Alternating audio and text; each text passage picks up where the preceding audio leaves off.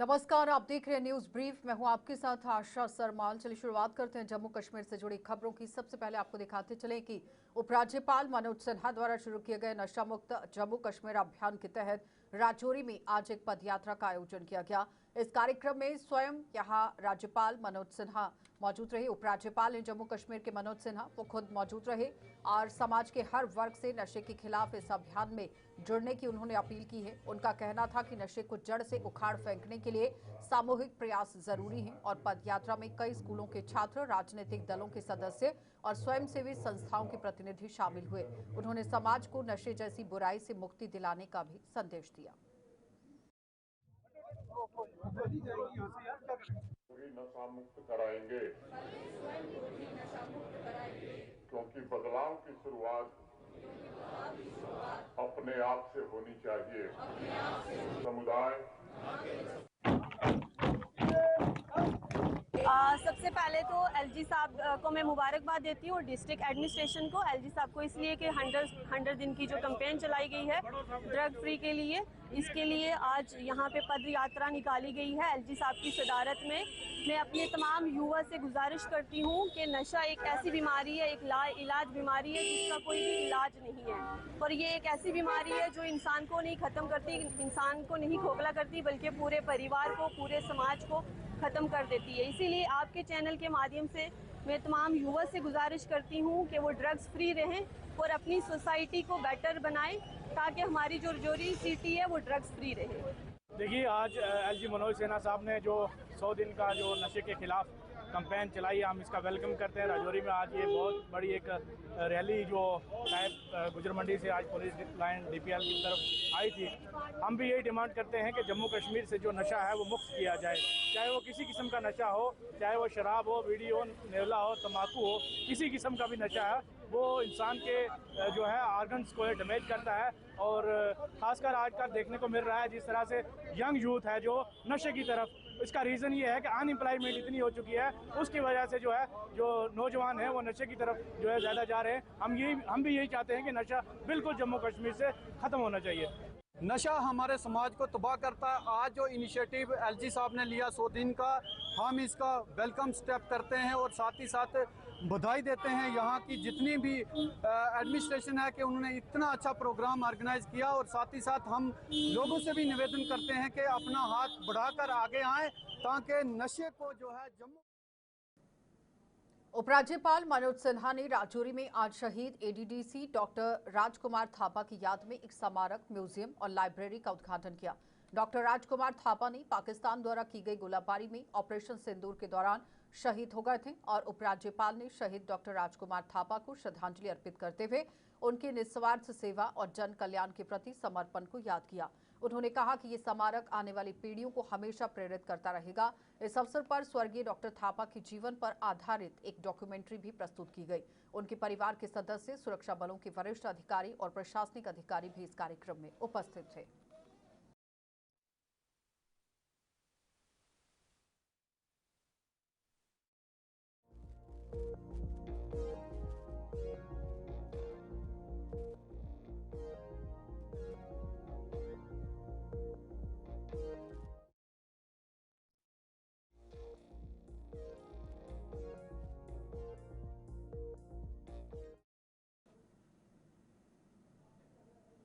रियासी में आज जम्मू और कश्मीर वक्फ बोर्ड ने नशा मुक्त अभियान के तहत एक जागरूकता कार्यक्रम का आयोजन किया और इस कार्यक्रम में मदरसा दारुल उलूम में ये पूरा कार्यक्रम हुआ, जिसका मुख्य उद्देश्य युवाओं को नशे के दुष्प्रभावों से जागरूक करना और समाज को इस बुराई के खिलाफ एकजुट करना था।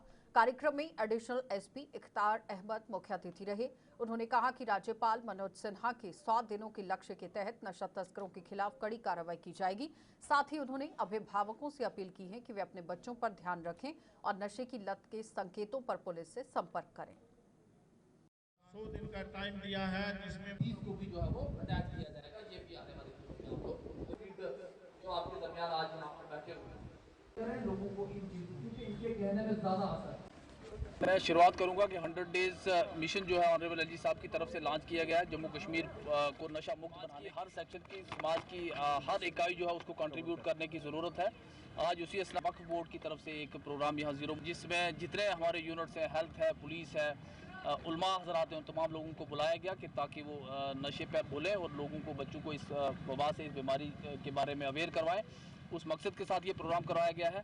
मैं यही यूँ कहूँगा कि जितने भी हमारा यूथ है वो हमारे देश का फ्यूचर है, उसको नशे जैसी बीमारी से अवेयर रहने की ज़रूरत है। उसको पता होना चाहिए कि एडिक्ट क्या है, पेडलर क्या है, वो इन पर डिफरेंस करना जानना चाहिए। उसको पता होना चाहिए कि नशा किन चीज़ों से लगता है, कैसे इस बीमारी से बचा जाना चाहिए। उस मकसद के साथ ये तमाम अवेयरनेस प्रोग्राम जो है वो करवाए जाते हैं। आज भी उसी मकसद से ये ज़ीरो मोड में ये प्रोग्राम करवाया गया, जिसमें तमाम उलमा ने बोला, जिसमें तमाम बच्चों ने इस प्रोग्राम को सुना और नशा मुक्त जम्मू कश्मीर बनाने में जो है 100% कमिटेड है कि रियासी को फ़िलहाल नशा मुक्त बनाया जाए। रियासी पुलिस की बात करेंगे, जम्मू कश्मीर पुलिस कमिटेड है कि वो जम्मू कश्मीर को नशा मुक्त बनाने में अपना योगदान अदा करे। उसमें जैसे आपने कहा कि बहुत सारे सीजर्स हो रहे हैं, बहुत सारे पेडलर्स को समाज में एक मैसेज देना है कि इस जो नशे जैसी लत से दूर रहना है। और आज उसी बारे में हमारा यहाँ प्रोग्राम था। उसमें हमने डिस्ट्रिक्ट के एडमिनिस्ट्रेशन के, पुलिस एडमिनिस्ट्रेशन के लोगों को भी इनवाइट किया था, हेल्थ के लोगों को भी। खासकर हमने यहाँ जो हमारे हेडक्वार्टर के अंदर उलमा हजरात हैं, मुफ्ती हैं, उनको बुलाया।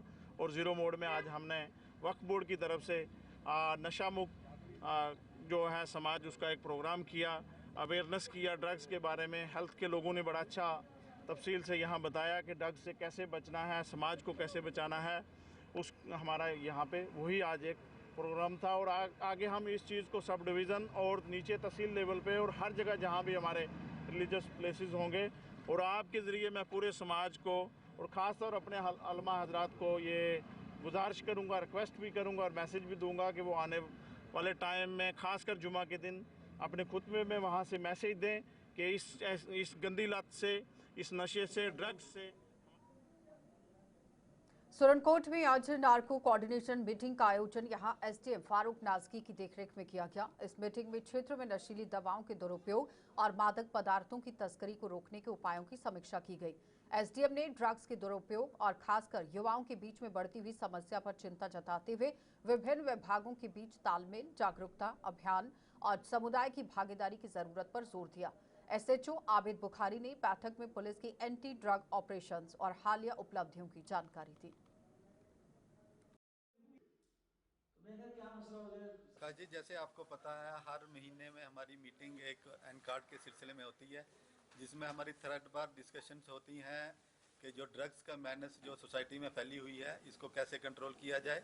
इस मीटिंग में हमारे लंबरदार, चौकीदार और जो पंचायत नोडल ऑफिसर्स हैं वो भी शिरकत करते हैं। और इसके अलावा हमारे जेडीओज हैं, एसएचओ साहब हैं और सारे डिपार्टमेंट्स जो हैं, इसमें मिलकर हम एक डिस्कशन करते हैं कि इसको कैसे ड्रग्स मैनेस को कंट्रोल किया जाए। जी, एलजी साहब ने जो 100 दिन का नशा मुक्त अभियान शुरू किया है, ये एक किस्म का जहाद है जो ड्रग्स के खिलाफ है।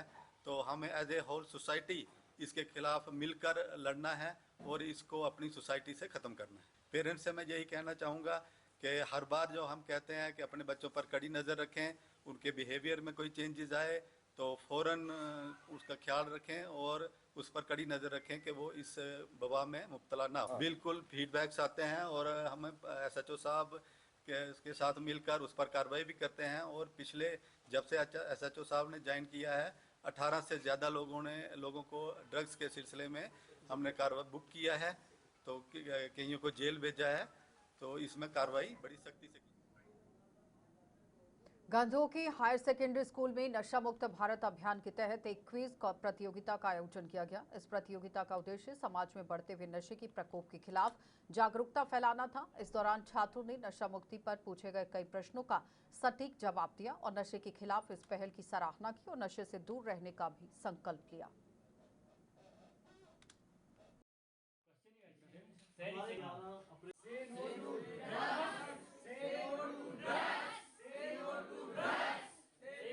देखिए, आज के एनवायरनमेंट को देख के ये कैंपेन ऑनरेबल एलजी साहब ने शुरू किया 100 डेज़ की।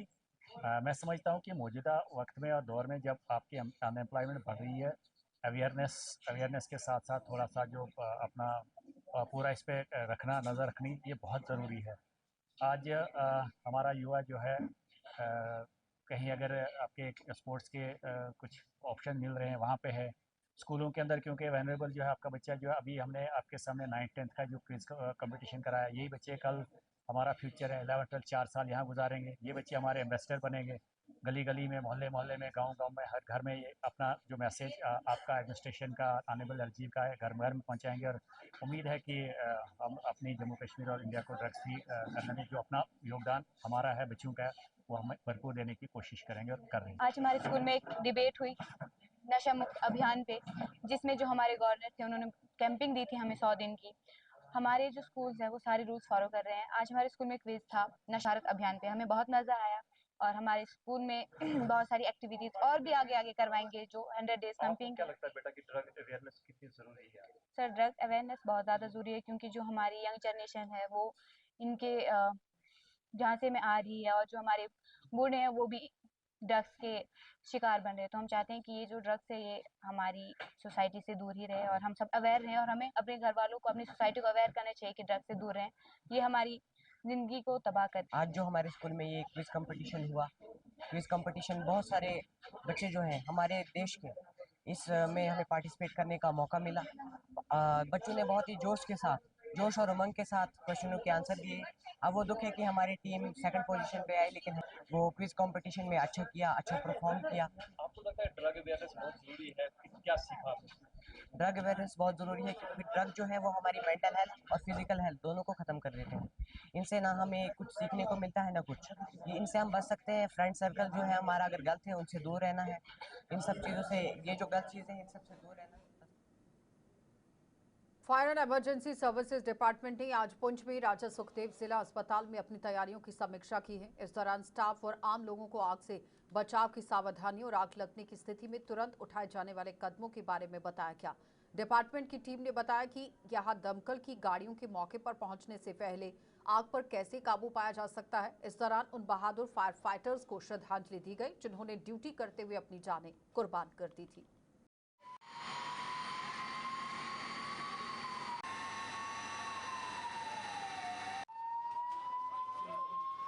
15 से 20 अप्रैल एक हफ्ता चल रहा है, जिसके बारे में 1944 में एक बम्बे में इंसिडेंट हुआ था, जिसमें फायर सर्विस के कम से कम 150 से ज़ायद फायर फाइटर जो है वो शहीद हो गए थे। उसके साथ जो 1800 आदमी सिविलियन जो थे वो भी उस आग की लपेट में आके लुकवे आजिल बन गए थे। उसी सिलसिले में हमें director fire and emergency service से ये हदायत है कि नगर गाँव में और हॉस्पिटलों में, स्कूलों में जाके ये प्रोग्राम दिखाया जाए कि आग अगर लग जाए तो उसको कैसे उसको कंट्रोल किया जाता है और कैसे महकमा मुतल्लिका को इन्फॉर्मेशन किया जाता है ताकि कोई भी जानी माली नुकसान से बचा जा सके। की जो सर्विस भी जो हमने जो है वो ली, और हमें फायर सर्विस डिपार्टमेंट से हमने जो है उनके ट्रेन जो हमारे स्टाफ के मेंबर थे उनको बुलाया। उन्होंने एक अच्छी मॉक ड्रिल जो हमारे मेडिकल स्टाफ को दी, जिसका मकसद ये था कि अगर हॉस्पिटल के अंदर कहीं शॉर्ट सर्किट होने की वजह से कोई अगर फायर और ब्रेक हो जाती है, जैसे किसी बिल्डिंग को या किसी जानी इंसान के किसी जानों को नुकसान हो सकता है, तो इसलिए उन चीज़ों को कंट्रोल करने के लिए जो है फायर डिपार्टमेंट ने जो हमें यहाँ पे आज एक मॉक ड्रिल दिया, हमारे मुलाजमों को ट्रेंड किया है। और मुझे उम्मीद है कि इससे हमारे मुलाजिम जो है अगर कहीं ऐसी इमरजेंसी पड़ेगी तो पहले आपने जो हमारी जो यहाँ फायर सेफ्टी है उससे काम करेंगे, और इसके अलावा 101 नंबर पे फ़ोन करके फायर डिपार्टमेंट से जो है उनकी हेल्प लेके तो ऐसी इमरजेंसी के ऊपर जो हम ज़रूर कंट्रोल जो है कर लेंगे। तो इस मौके पर मैं तमाम फायर डिपार्टमेंट को, जितने भी हमारे मीडिया के मित्र हैं, आपके सबका मैं शुक्रिया अदा करता हूँ कि ये जानकारी हम सबको देना चाहते हैं कि कभी भी कोई ऐसी जो है फायर आउटब्रेक हो जाए उस पर फायर डिपार्टमेंट की हेल्प लेके हम उस पर ज़रूर जो है काम करेंगे। और सुरनकोट में आज एडवोकेट सोहेल मलिक की अगुवाई में एक प्रतिनिधिमंडल ने जल शक्ति विभाग के अधिकारियों के साथ बैठक की। इस बैठक में क्षेत्र में जल आपूर्ति और बुनियादी ढांचे से जुड़े कई महत्वपूर्ण मुद्दों पर चर्चा की गई। मुख्य रूप से लिफ्ट योजनाओं की प्रगति, पानी की पाइपों का सही वितरण और फिटिंग, और फजलाबाद व चिनार मोहल्ला जैसे महत्वपूर्ण जलाशयों के विकास और रखरखाव पर जोर दिया गया। कई अन्य क्षेत्रों में जल आपूर्ति की सुधार की भी जरूरत पर मंथन किया गया। ये जो प्रोजेक्ट्स हैं और जो पैसा आया है उसकी इम्प्लीमेंटेशन को लेकर बड़ी डिटेल डिस्कशन हुई, जिसमें फजलाबाद कोट टैंक की बात की गई, चिट्टी बट्टी एरिया की बात की गई, फजलाबाद अपर के एरिया की बात की गई, जो मलका डारियाँ टैंक है उसकी बात की गई, और बाकी जितने भी इम्पॉर्टेंट एरियाज़ है जिसमें ढाका है, जिसमें बैर का इलाका है, जिसमें गुंथल के इलाके हैं और सांगला के इलाके हैं, उनकी भी बात की गई। और पूरे इश्यूज़ को सुनने के बाद गफूर साहब और जो एजाज साहब जई हैं उन्होंने अश्योर करवाया है कि पॉजिटिवली जिस तरह पहले भी इन्होंने आवाम से मिलकर जो है अच्छा काम किया इलाके में, तो आगे भी ये उसमें पेश रहेंगे। मैं इसमें एक बात रखना चाहता हूँ कि फजलाबाद से एक इलाका है तहसील सरनकोट के अंदर जो लिफ्ट स्कीम के अंदर जो जल जीवन मिशन जो है एक ही लिफ्ट जो है उसमें चली है आज तक, और ये बड़ी बात है हमारे लिए। हालांकि बाकी हमारे एरियाज़ जो हैं, चाहे गुंथल है, दराबा है, सांगला है या बाकी एरिया है, वहाँ वो जो जंग के बाद हालात रहे और वो जो कंट्रैक्टर भागा वो अभी तक वापस नहीं आया। लेकिन इन शॉर्ट में जो डिपार्टमेंट को कमेंट करना चाहूँगा, उनको अप्रिशिएट करूँगा जो उनका रोल रहा है आज तक, अच्छा रोल रहा है। क्योंकि एज ए DDC मेंबर मैंने भी अपने जो 5 साल का पीरियड निकाला उसमें 60-70% पैसा जो है वो हैंड पम्प्स पे दिया था। लेकिन आज अल्हम्दुलिल्लाह चीज़ें तेज़ी से बदल रही हैं एंड आई एम होपफुल कि कमिंग डेज़ में और अच्छी तरीके से चीज़ें जो है वो ज़मीन पे इम्प्लीमेंट होंगी। बहुत शुक्रिया। हमने ऑफिस PHE में इधर AEE साहब से मुलाकात की और पूरा डेलीगेशन साथ में था। उन्होंने यकीन दहानी दिलाई है कि जो भी पेंडिंग काम है वो हम आपके साथ ताउन करके पूरा करेंगे। और साथ में मलिक साहब ने जो लिफ्ट स्कीम इन्होंने उधर शुरू की थी चिटी मार्ग वाली, वो चालू की है। हम उसका भी हमने शुक्रिया अदा किया इनका, क्योंकि ये पूरे डिस्ट्रिक्ट में एक ही लिफ्ट स्कीम थी जो PHE वालों ने और जल जीवन मिशन के तहत जो इन्होंने जो रूलिंग में चलाई है। और साथ में हमने जो और भी हमारे मसले थे गाँव के, वो भी हमने बयान किए हैं इधर। तो तो रामबन जिले की उखराल से ही राहुल टॉप तक सड़क निर्माण में लगातार हो रही देरी ने स्थानीय निवासियों में रोष देखा है और लोगों का आरोप है कि इस परियोजना ने उनकी रोजमर्रा की जिंदगी को प्रभावित कर दिया है। कनेक्टिविटी में सुधार की बजाय ये समस्या का कारण बन गई और सड़क निर्माण के दौरान भूमि कटान की भी आप देखिए किस तरह से एक बड़ी खबर आई, यानी कि भूमि कटाई ने मौजूदा जल निकासी प्रणाली को तबाह कर दिया, जिससे पैदल चलने के रास्ते भी खराब हो गए। स्थानीय लोग प्रशासन से निर्माण की गति तेज करने और जल निकासी पैदल रास्तों की मरम्मत की मांग कर रहे हैं। जनाब, ये मसला हमारा ऐसा है कि हमारा रोड है Ukhral to Rahul top 4 kilometre road है। इसकी कटिंग 3 साल पहले हुई है, बट आज तक इसका कोई प्रॉपर वे से कोई ड्रेनेज, वॉलिंग और गैबिन वर्क नहीं हुआ, जिसकी वजह से हम लोग काफ़ी सफ़र कर रहे हैं। ना हमारे रोड रहे, ना हमारा रास्ता रहा, ना हमारा पानी का सिस्टम रहा, ना हमारे ये क्या कहते हैं, इसकी वजह से हमारे यहाँ के काफ़ी सारे लोगों के मकान डैमेज हो गए हैं। हमने बार बार ये डिपार्टमेंट से हमने पेड़ पौधे जो हमारे डैमेज ख़त्म हो चुके हैं, कोई साधन नहीं रहा हमारा यहाँ। तो उसके बाद हमने डिपार्टमेंट से बार बार रिक्वेस्ट की, बट डिपार्टमेंट यहाँ सुन नहीं रहा है। JE साहब हमारी कोई बात नहीं सुन रहे हैं, कोई AEE साहब हमारी कोई बात नहीं सुन रहे हैं। इसलिए हम डिस्ट्रिक्ट एडमिनिस्ट्रेशन से रिक्वेस्ट करते हैं कि हमारी बात को सुना जाए, ताकि हम लोग रोड पे आने से पहले हम ये रिक्वेस्ट करते हैं DC साहब को कि हमारी बात को सुना जाए, नहीं तो हम सारे लोग इकट्ठे होकर रोड बंद करेंगे। हमारे पास इसके अलावा कोई रास्ता नहीं रहा जनाब। सर, ये जो उखड़ाल टू राहुल टॉप जो रोड 4 किलोमीटर का सेंक्शन हुआ था, हमें यहाँ पे अरसे 3 साल से कटिंग हुई है, जिसकी वजह से यहाँ की पब्लिक जो है सारी डिस्टर्ब हो गई है। शॉर्टकट रास्ते हमारे सारे बंद हो चुके हैं, रोड का सही से काम नहीं हुआ है। इसलिए हमने JE साहब से, डिपार्टमेंट से रिक्वेस्ट की थी कि आप यहाँ पे देखिए, लेकिन यहाँ पे कोई भी सुनवाई नहीं हो रही है। मकान हमारे पूरे टोटली डैमेज हो गए हैं। जो रोड हमें 2 साल में बनना चाहिए थे, उसको लंबा करके 4 साल के लिए ले लिया है, जिसकी वजह से हमारे मकान जो है जा चुके हैं और भी मकान जाने के कगार पे है। इसलिए हमारी डिपार्टमेंट से यही रिक्वेस्ट है कि यहाँ पे इस रोड पे ध्यान दे, अच्छे से देखे, तब जाके हम बच सकते हैं, नहीं तो बहुत मुश्किल है सर। और तकरीबन 3 साल से ये रोड की कटिंग हुई है। उखराल से राहुल टॉप 4 किलोमीटर रोड है, तो उस रोड में 8 से 10 मकान तकरीबन टोटली बेघर हो चुके हैं और अभी भी एक दूसरे के घरों में रह रहे हैं हम। तो और उसके बाद रोड जब निकल गया, चलो बेघर हो गए, और आज तक मतलब अभी ना दीवार है ना अच्छी तरह गाड़ियाँ। अभी आपके पीछे मार रहे थे, आपकी गाड़ी आल्टो गाड़ी, इसके 2 कट लगे मोड़ पे, हमने खुद देखा। और बड़ी गाड़ी कहाँ से निकलेगी? कोई मकान नहीं बनाएंगे, दूसरा कोई बनाएंगे कैसे? यहाँ पे ना रोड है ना कुछ है, टोटली जमीन। जिन लोगों के घर गए, क्या उन्हें मुआवजा नहीं मिला? कुछ भी नहीं सर, कुछ भी नहीं। अभी तक पता ही नहीं है फाइलें कहाँ है हमारी। अभी तक चाहते क्या है? हम चाहते हैं सर रोड भी बने और हमें रिलीफ भी मिले, ताकि हम कठुआ के ग्रामीण क्षेत्रों में इन दिनों लकड़ी तस्करों का खौफ बढ़ गया है और तस्कर बेखौफ होकर जंगलों में कीमती पेड़ों की अंधाधुंध कटाई कर रहे हैं, जबकि प्रशासन मूक दर्शक बने हुए हैं और स्थानीय लोगों के अनुसार रात के अंधेरे में तस्कर ट्रैक्टर ट्रॉलियों से लकड़ी की ढुलाई कर रहे हैं। वन विभाग को बार बार सूचित किया गया है, लेकिन कार्रवाई नहीं हो रही। पर्यावरण प्रेमियों ने भी यहाँ गंभीर समस्या इसे बता दिया और चेतावनी दी कि अगर इस अवैध व्यापार से पर्यावरण और जलवायु पर बुरा असर पड़ेगा तो लोगों ने प्रशासन से सख्त कार्रवाई की इसमें मांग कर दी है। यहाँ पे इतने पेड़ थे, कम से कम 200 से 250 पेड़ थे इस लोकेशन में, और ये सारी स्टेट लैंड है, वाटर बॉडी लैंड है। लेकिन आज देखिए यहाँ पे आपको कुछ नहीं दिखेगा। आज आप अगर यहाँ पे जाके देखो ना, आपको कुछ नहीं मिलेगा। हाँ, जो लोगों ने जिन्होंने पेड़ काटे, हमने उनको बोला कि भाई ऐसा मत करो, ये स्टेट लैंड है। उन्होंने बोला कि हम कर सकते हैं, हमने खरीदी है। तो फिर स्टेट लैंड जो है उन्होंने खरीदी किससे? गवर्नमेंट क्या ऐसे बेच रही है सरकारी ज़मीनें? आज आप तहसीलदार के पास गए थे, क्या जवाब दिया? तहसीलदार साहब ने हमें बोला है कि मैंने ये एप्लीकेशन मैंने लिख के दी थी उनको, तो उन्होंने बोला है कि मैं नैब को मार्क कर रहा हूँ इस एप्लीकेशन को, और उन्होंने नैब को बोला कि माल जाके वहाँ पे जो भी है सीज करिए। लेकिन मुद्दा ये है कि आज मैंने उनको बोला, लेकिन पिछले कल जो बंदे यहाँ पे पेड़ काट रहे थे, उन्होंने रातों रात जितने भी पेड़ कटे हुए थे सबके सब यहाँ से उठा के ले चुके हैं। अब यहाँ पे आपको पेड़ के सिर्फ बेसिक दिख सकते हैं, जहाँ से पेड़ कटा हुआ है, जब वो बुरी दिख सकती है।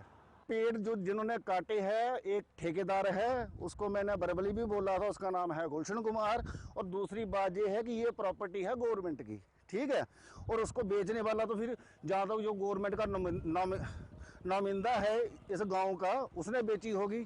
इस टाइम पे जो हमारी पंचायत है वो डिसॉल्व हो चुकी है, अथॉरिटी है इस टाइम पे लंबरदार के पास, जहाँ तो उसको पूछा होगा उसने, क्योंकि स्टेट लैंड उसके अलावा कोई बेच ही नहीं सकता एक गाँव में। पटवारी को उन्होंने बोला है, मेंशन किया है नैब को, तो उसके बाद हो सकता है कि पटवारी या गरदौर यहाँ पे आए। उससे पहले भी हमारा यहाँ पे मुद्दा था। लेकिन जिला रियासी की तहसील पौनी के दूरदराज इलाके में ठेरू सुजानपुर के लोगों ने अपनी समस्याओं को लेकर सरकार और प्रशासन से राहत देने की मांग की। लोग बताते हैं कि इस क्षेत्र में केवल 8वीं तक का स्कूल है, जिससे बच्चों को आगे की पढ़ाई के लिए कई किलोमीटर दूर जाना पड़ता है। इससे उनकी शिक्षा पर प्रतिकूल प्रभाव पड़ता है और विशेष रूप से लड़कियों को इसका सबसे ज्यादा खामियाजा भुगतना पड़ रहा है। स्थानीय निवासियों ने मांग की है कि स्कूल को जल्द से जल्द अपग्रेड करके हाई स्कूल या फिर हायर सेकेंडरी स्कूल में बनाया जाए। उन्होंने बताया कि यहाँ कोई स्वास्थ्य केंद्र भी नहीं है, जिससे उन्हें इलाज के लिए दूर जाना पड़ रहा है। रनसू के अंदर हॉस्पिटल है, देवड़ के अंदर एक सब सेंटर है, त्रियाठ में है, लेकिन ये एरिया आप देख रहे होंगे कम से कम हरी चिम्मा से लेकर ये एरिया हमारा हरी चिम्मा हौच सराउंडिंग में कम से कम ये 2000 लोग हैं, जहाँ पर सेंटर एक सब सेंटर की बहुत ज़रूरत है, ताकि लोग कोई रात को किसी को कुछ भी भगवान करे ना ऐसा कुछ हो, कोई स्नैक बाइट हो जाता, कोई किसी किस्म की परेशानी हो जाती है, या कभी किसी कुत्ते ने काट लिया, तो हमें जहाँ पर कोई भी फर्स्ट एड के लिए भी जहाँ पर सुविधा नहीं है। और ये हम सभी लोग ये अपने विधायक MLA जी से गुजारिश करते हैं कि हमें ये 2 चीज़ें और की बहुत ज़रूरत है और ये 2 चीज़ें हमें दी जाए। जो पिछले दिनों में सैंक्शन आई है ऊपर से कि जो शिवखोड़ी से होता हुआ रियासी से जो कालाकोट रजौरी जो पुंछ रोड ये ट्रेन का जो सर्वे होगा और शिवखोड़ी में भी होता हुआ जाएगा, हम बहुत शुक्रगुजार। तो जम्मू व इसके आसपास के इलाकों में आज फिर से हुई बारिश से मौसम सुहावना हो गया है। मौसम शुक्रवार से ही बदल गया था, जिससे पिछले कुछ दिनों में पड़ी हुई गर्मी से लोगों को निजात मिली। मौसम विभाग ने जम्मू कश्मीर में कुछ दिनों तक मौसम खराब रहने की भविष्यवाणी की थी और इसके चलते कल 19 अप्रैल तक ज्यादातर इलाकों में बादल छाए रहने और बीच बीच में हल्की बारिश और गरज के साथ बौछारें पड़ने की संभावना है। इस दौरान कुछ जगहों पर तेज हवाएं और ओले गिर सकते हैं, जिससे लोगों की आम जिंदगी पर असर पड़ सकता है। तो विभाग के मुताबिक 20 अप्रैल से मौसम में सुधार होगा और 24 अप्रैल तक ज्यादातर इलाकों में मौसम सूखा रहेगा। 25 और 26 अप्रैल को मौसम आमतौर पर अच्छा रहेगा, हालांकि दोपहर में कुछ जगहों पर हल्की बारिश या गरज के साथ बौछारें पड़ सकती हैं। सबसे पहले सभी जम्मू वासियों को मेरा नमस्कार।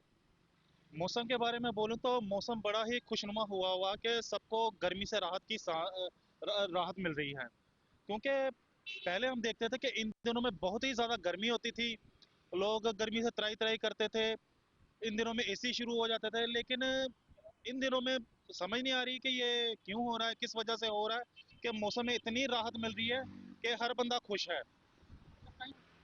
हाँ, किसानों के भी बोलूं कि किसानों के लिए बहुत बड़ा नुकसान है, क्योंकि किसानों ने, जहाँ तक हमने बात की है, किसान बोले हमने फसलें लगाई हैं, अब काटने का हमारा समय है, तो बारिश आ रही है, फसलें सारी खराब हो रही हैं, उससे क्या होगा, जो हम जैसी आम जनता है उनको परेशानी होगी। परेशानी ये होगी। चलिए, बुलेटिन में इतना ही, इजाजत दीजिए, नमस्कार।